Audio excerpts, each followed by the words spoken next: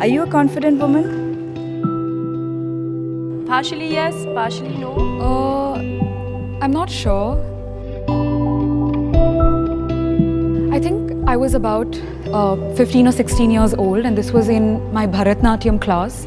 One of my co-male dancers walked up to me one day and said, "Why don't you wear a dupatta to class?" And I was suddenly conscious of the fact that other people were noticing my breast. As I reached my 6th, 7th standard, and my body sort of started changing, and She just pulled me aside and she just like, stop. And I was just like, what are you talking about? And she just like, stop jumping so much because it doesn't look good.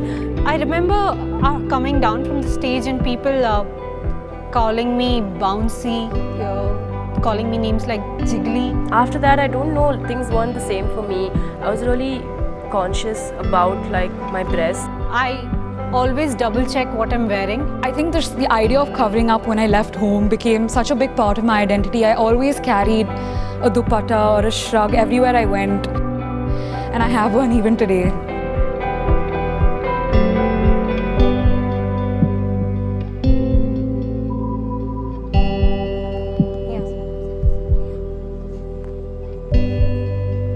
There was this one time when she happened to see a fight between my husband and me, and she came, she sat us down, and she looked at her dad, and she told him that, you know, Dad, you're hungry.